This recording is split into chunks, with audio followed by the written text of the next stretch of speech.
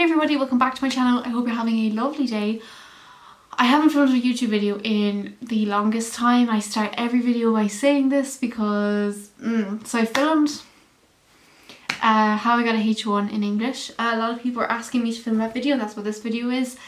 And my camera died at the end of it and I was in Limerick, so I forgot to bring my charger and I didn't have a charger, and then the footage was old and all that.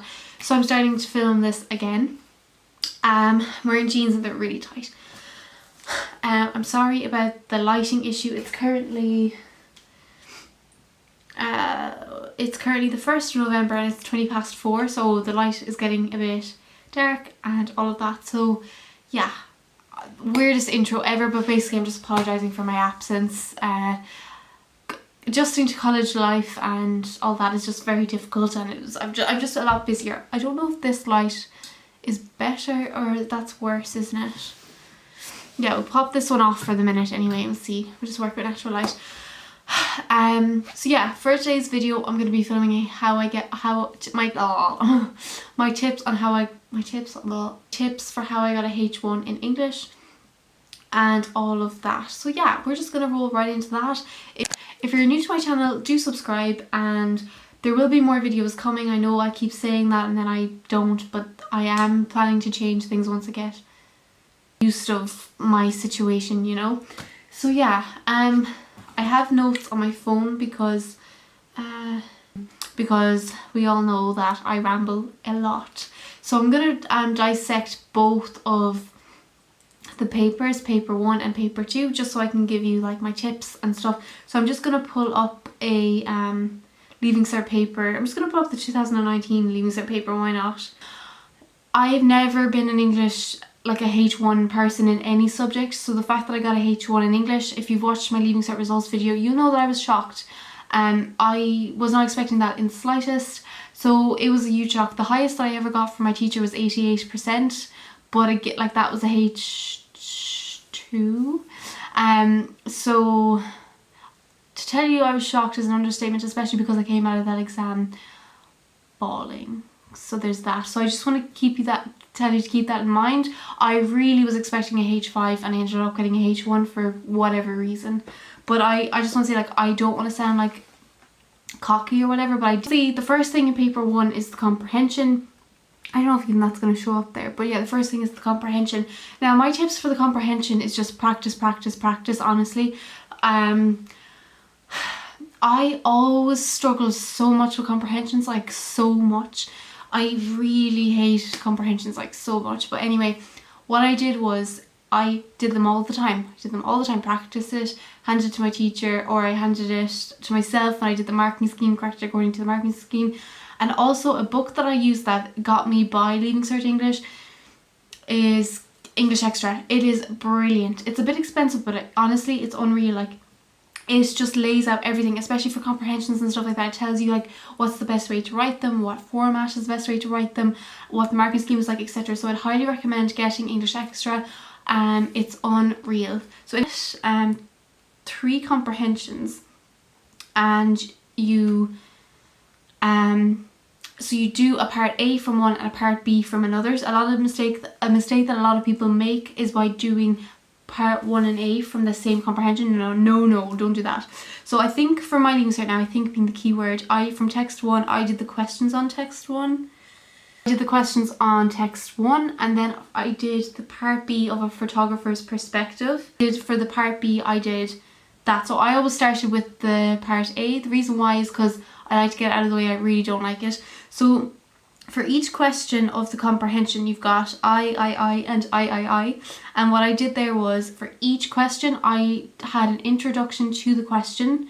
I had then I had 3 main paragraphs dealing with what they asked for, and then I had a concluding paragraph. So that's 5 paragraphs. So mine were about a page. I don't know if they're required to be that long, but that's always what I did. And for comprehensions, I just made sure, like, what I did was I highlighted. So basically, I'll just read out the first question here. Based on your reading of text 1, explain 3 points, 3 being the keyword, Jeanette Winterson makes about the values and importance of the arts. Support your response with references to the text. Literally what I did was I picked my 3 points, made points out of them in each of my paragraphs, if that makes sense, and then I did a concluding paragraph as well. So I always start with introduction, my 3 points, then my conclusion. So I hope that helps.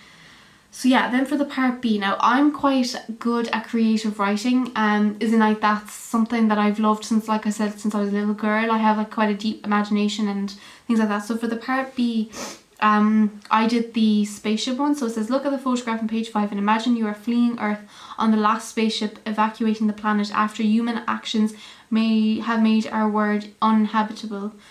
Write a reflective journal entry which you will hope will be preserved for future generations. In it, you should criticise humanity's folly which resulted in the loss of our earthly home, share your personal memories of the planet, and celebrate some of Earth's former glories. So you see how there it's asking for points. So each of those points I numbered on my paper, and I was like, Fiona, make sure you stick to these, because I'm really bad at sticking to stuff, and I highlighted them and made sure I hit them in my answer. So basically in that answer, what I did was I just spoke about global warming. I spoke about how we've taken everything for granted in life. I actually brought in we did Hopkins last year, and I absolutely love Hopkins poetry, but anyway, we did Hopkins. So there's one of the poems that Hopkins does, it's called God's Grandeur, whatever, I can't say it right, and in it he says generations have trod. So I actually used that in my reflective journey. I was like, to back up what Hopkins said, I believe that generations have trod, that we've taken the earth for granted. And I spoke about also my pop socket broke, so that's why it looks like that, so just excuse that.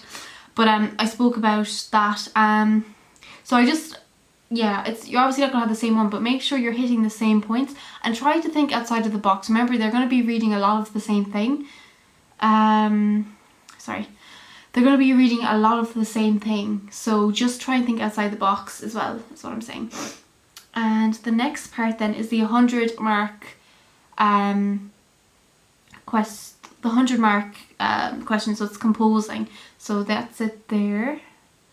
And yeah, so this again is one of my favourite parts. In this, which one did I do? I think I did a speech. Yes, I did the last one. So it says, write a speech to be broadcast online for or against the motion, we are a self-obsessed generation. And this suited me to a T, because literally I wrote so many essays along the same lines as this. So basically in this, I just it's kind of the same as my, the last one I spoke about, in that I kind of had the same points, but they were like different as well. I was just basically talked about plastic surgery. I talked about how people are more concerned with their looks and all of that. So I tried to think of all of the vain things that we think of, and I just thought about how we're not focusing on like nature or things like that.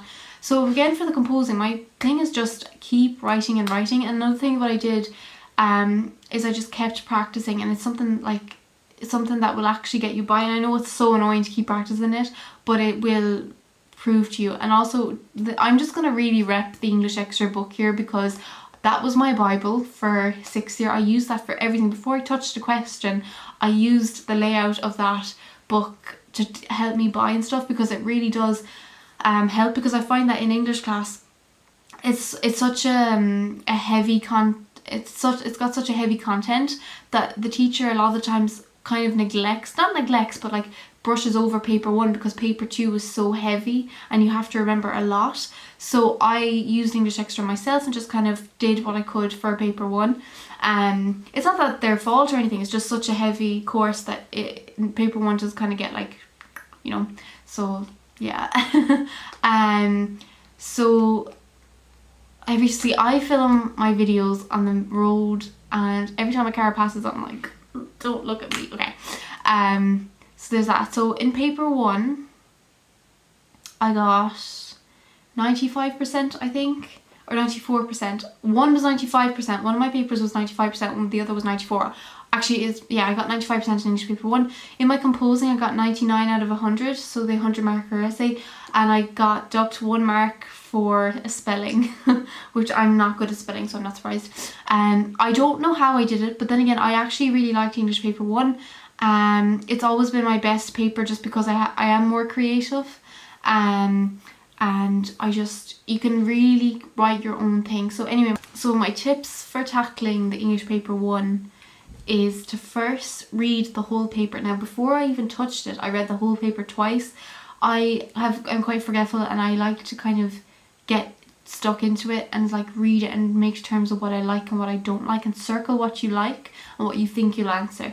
And then another one of my tips is to pick the comprehension that you want to do the questions in, the one that you think you can answer the best, and then look at your part B and see, can I answer that bit? A lot of people, what they'll do is they'll pick the comprehension they can answer, but then they realise that the part B that they like is on the same comprehension, and then it's just waste time. So just pick those first and foremost. So remember, like, another thing that I have here is a question will have like a certain phrase. So I'll just see if I can get up the paper again. So if we go back to the comprehending, so for example, the one that I picked says, based on your reading of text 1, explain 3 points makes about the value and importance of the arts. Make sure to include those words, the words that they give you in the question in the answer, because it shows that you're going back, relating to the text. So make sure you do that. Now I never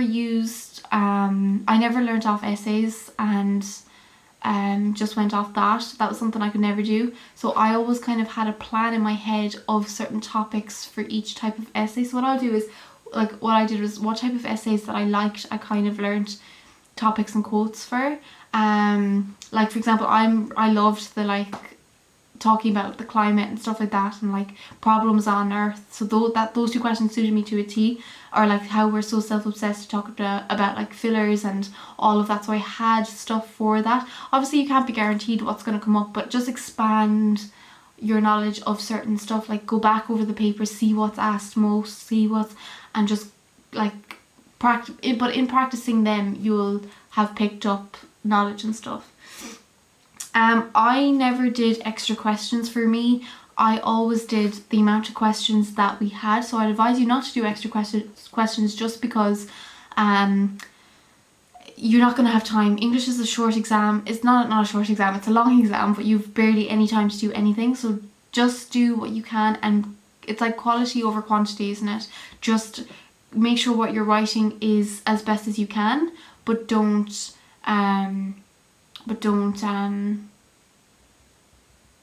overdo it. That's what I'm trying to say. Another thing is timing. Timing is such a huge part of English that I always struggled with. I'm a fast writer, but I always overthought things. I wouldn't move on until I nailed something to a T.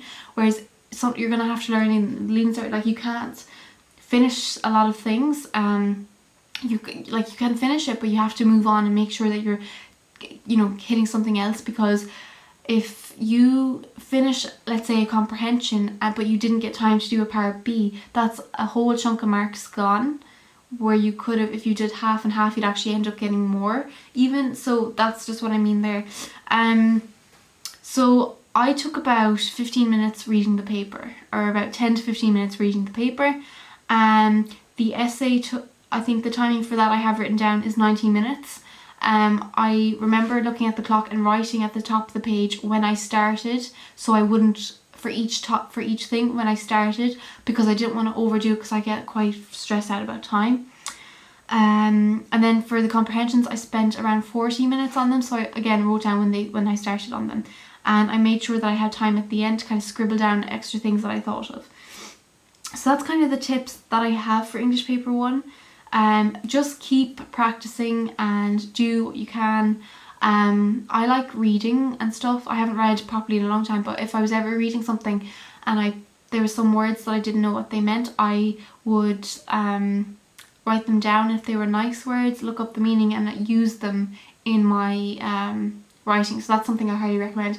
Now, I just want to say, I'm not like very strategic, so I just did what works for me. I don't know if this video will be informative. I'm going to do my best, but again, I just did what works for me, so if I'm not helping, I'm really sorry. So we'll just move on to English paper 2. So English paper 2, what did I think? I loved English paper 1 when I came out of it. English paper 2, it wasn't fun. I'll insert a photo of my mood after English paper 2 right here.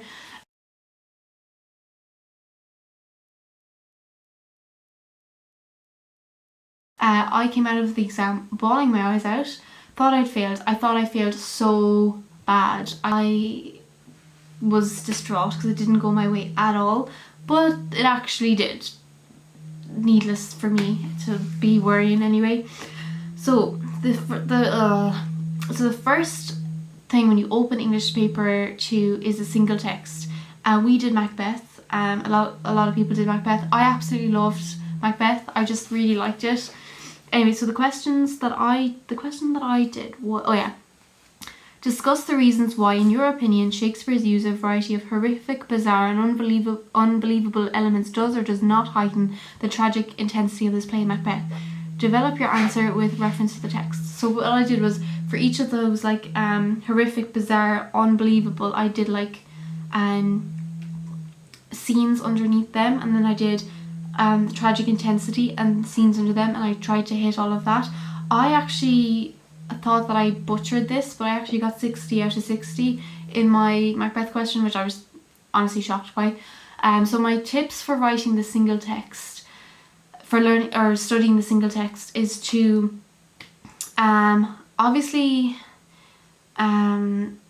make sure you're reading back over the acts and the scenes and stuff, because it's very important that you remember when each thing happens with each thing, if that makes sense, to relate it together. That's what I did. At the end of each scene, or they'll have a summary of it, and I lived by that. Literally, that was brilliant. And what I did was I wrote down quotes on these little I think I have some there. No, actually they're in there. But I have these little flashcards, and I would write down the quotes and who said them, and then I'd colour coordinate them. So I was learning quotes all the time, tried to learn quotes. And now I have a brain like a fucking sieve, a sieve. I can't hold information, but I kept going back over it. Also, we went to see Macbeth live, which really helped me, because it helped to kind of solidify the information in my brain and what happened and the feelings and all of that. So I just want to say, for studying the single text, just don't ignore it. Don't be like, oh, it's Shakespeare, I can't understand it. I promise you, the very first time you'll do it, you'll be like, oh. But it gets easier because you get more accustomed to the language and you know what they're saying. They're just saying it in a different way. Something that I actually wanted to say with Macbeth is not with Macbeth, with the single text, whatever text you're doing. Remember to learn the plot of the play. Back up what you're saying with quotes, because if you can't say and express something if you don't have the quotes to back it up, if that makes sense. And yeah, remember when you're writing anything in English paper 2, actually don't tell the story. Remember, the examiner knows the story. So, and I fell into this so much, falling into the trap of telling the story. They already know the story. They don't care. They want to know what you think and how it relates to the question. So just remember. So what I always did starting out with was, like I said at the beginning, putting in moments that reference to that word, to that word, to that word, and then I separated them, just so you're answering the question and you're not telling the story, because you're getting 0 marks for telling the story. Okay, that's all the notes that I have for that. So the next one was comparative study. I actually hated the comparative. Not that I hated it, I loved the texts, but I just didn't get on well with it because I kept telling the story and it just didn't go my way. So for the comparative, here's my Wuthering Heights. We did Wuthering Heights, we did Brooklyn, the movie, and we did A Doll's House by Henrik Ibsen. Yeah. I actually loved Wuthering Heights. I hated it when I first read it, and I read it again and I actually realised that I liked it. So my tips again for this is, you have to know what you're talking about, you have to know the detail in it, and also you have to know how they relate to each other or how they don't relate to each other. For a lot of the time when I was doing the comparative, I got so low, I pretty much got 40% all the time because I just couldn't figure out how to write it. So I did the first one. It says, our personal beliefs, our views and values can influence our sense of the general vision and viewpoint of a text. With reference to one text on your comparative course, explain how your sense of the general vision and viewpoint was influenced by at least one of your personal beliefs. Oh yeah, I did this one. Develop your response with reference to the text. So I always really liked doing the question that had the part A and the part B. That way you got one of your texts out of the way. So for that one, I did the one that doesn't really relate to the others, if that makes sense. I did A Doll's House, and therefore my personal beliefs, what I spoke about there was just kind of like how marriage has changed today. I'm not going to go too much into it because you're probably not doing that one, but how marriage has changed today and how personally I wouldn't stay in a marriage like that, if that makes sense. So I basically just spoke about that, and therefore I just literally just put in quotes and scenes and how it challenged my beliefs. So make sure you're going back to the question. For the part B then, what I like is you're only doing 2, so it doesn't become this big confusion of how am I going to compare this and how am I going to compare this. You're just doing 2. So the second part was compare how your sense of the general vision and viewpoint in each of the 2 other comparative texts was influenced by at least one of your personal beliefs. Develop your response with reference to your chosen text. So in response to one, you may refer to the same or different personal beliefs that you referred to. You may refer to the same personal belief or different okay, whatever. So yeah, there I just did the other 2 and I just hit what they wanted. By at least one of my personal beliefs. So it's still the same, like. So I still spoke about marriage in Wuthering Heights. I spoke about the role of men, the role of women, basically all general vision and viewpoint, and the same with Brooklyn and how they challenged each other. So the comparatives was quite easy once you get in the habit. Not easy, I'm not going to use the word easy, it's far from easy, but you kind of get there once you start to crack how to write it. Anyway, sorry. What I was saying was, what was I saying? Oh yes, for the comparative, key moments is essential. So definitely write down key moments and always refer back to them. And how they contrast, how one key moment in one contrasts to one key moment in the next, if that makes sense. I hope I'm helping, and I hope this wasn't a waste of your time. I just studied English the way that I studied English, so I'm just using my tips for that. But at the same time, like, I'm not a H1 student. I do think it was kind of I don't know. It was kind of like, I do think it was kind of a fluke, but anyway, I'm just giving you my tips on how I studied. So I hope it is actually helping and I'm not wasting your time. So the next thing I'm going to move on to is poetry. Girl, was this my downfall. I panicked when it came to this. So I think I've spoken about this before. I loved the poetry of Sylvia Plath since transition year. I absolutely love Sylvia Plath. Her poetry is just outstanding and she's just an incredible woman of poetry. And I had my heart set on doing Plath if she came up. However, half the country and their mothers was doing Plath, so I loved the question and all of that, but I didn't do Plath because I just panicked, and I felt like all of the information went out of my head, and I knew the poetry of Plath so well. Not so well, okay, I knew it better than any other thing on the paper, but I just didn't do it because I knew everybody else was doing it, so I did the poetry of Yeats. Now I do love the poetry of Yeats as well, but with that being said, it didn't go to plan. I panicked, and at this point I was crying during the exams, so because I just thought the whole thing failed. But I did the poetry of Yeats and I did my best. So with the poetry, like the prescribed poetry, the ones that you know you have to do, my tips would be to do as many of them as you can, and like which are the ones that you like the most and you find easiest to learn, know them in a lot of detail, but also the ones that you find hard to learn. Sometimes with Murphy's Law, the one that you don't want to come up will come up, so just make sure you have a good grasp of things. What I did for poetry was I read some of the poems of each, like one poet every night, or I focused on them for a week. So it'd be Plath for a week, then it'd be Yeats or Bishop or Heaney or Hopkins. Like I focused on them like weeks, and I made notes and I tried to learn it, etc. So that's what I did when times came tough. And yeah, I feel like, and also another thing for English is really handy with poetry is YouTube. You can have the poems read to you, you can have them dissected, and it just gives you a bigger perspective, because sometimes in class you might not have understood something, you might have forgotten to come back to it, if that makes sense. Another thing that I love doing was in class, like making loads of notes, because like making notes on the side of your thing. Now this isn't my Wuthering Heights, this is actually my sister's, but mine, literally each page of my Wuthering Heights was dissected in notes and loads of words and stuff like that. I have it somewhere, I just couldn't find it.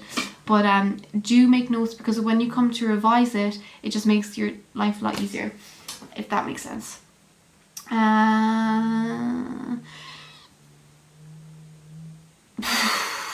know your girl is chesty.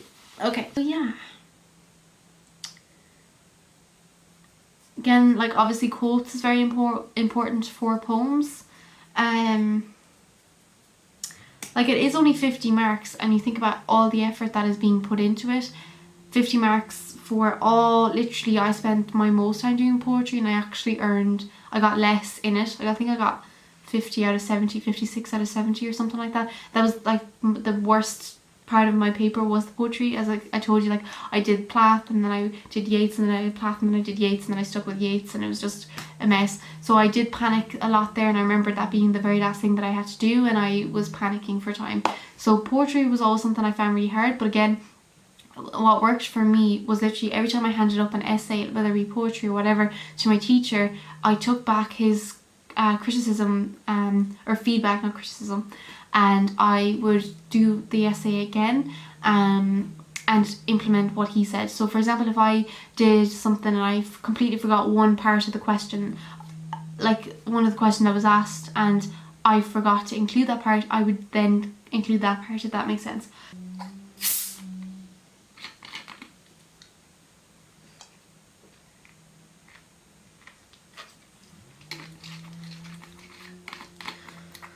Right, let's get stuck in, bitches.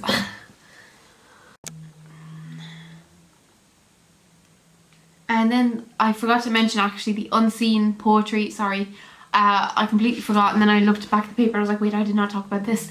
The unseen poetry. We had a question on a war, was it the Wound in Time? The Wound of Time? The Wound in Time. Something like that. It was about war, I think. And I just kind of bullshitted my way through that. At this point, I didn't have that much time to write this. I actually ended up getting 20 out of 20 in this. God knows how, but we did it. And for the unseen poetry, I have notes here on it. So it's only worth 20 marks, so I always kept that into consideration. Don't be wasting time trying to, you know, like have this perfect, you know, when other parts of the paper need more effort, but at the same time it's still worth 20 marks. So I told myself to give it like a good chunk of time. Like not, okay, I just contradicted myself. To give it time, but not too much time, if that makes sense.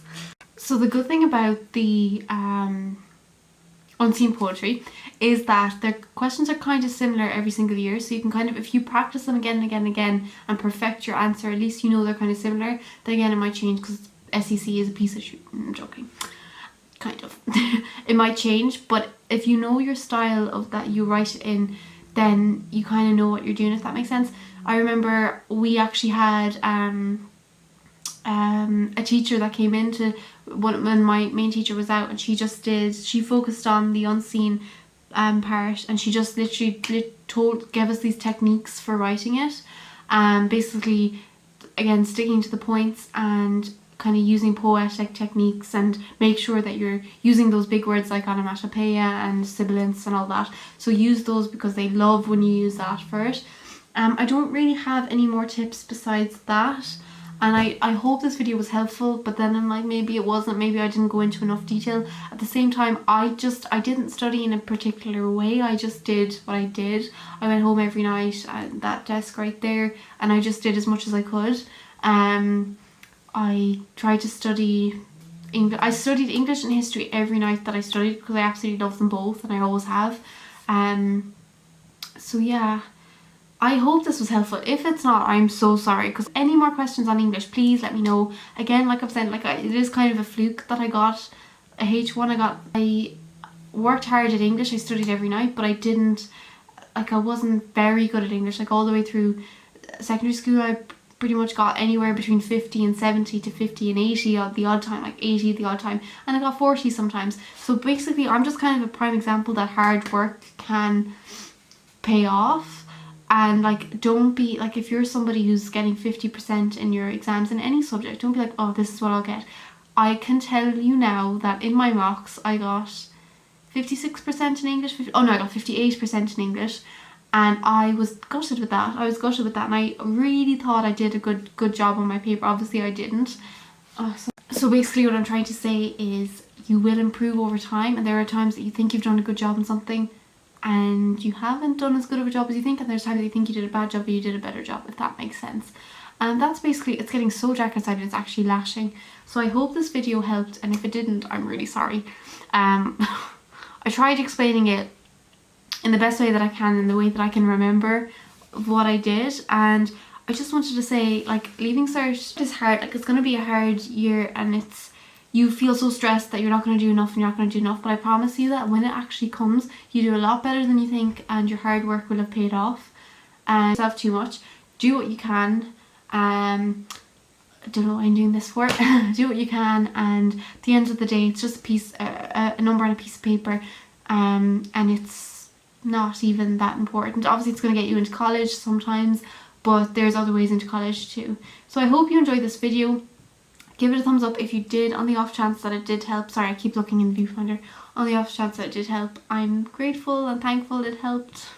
Anyway, I'll see you very soon with another video. Bye.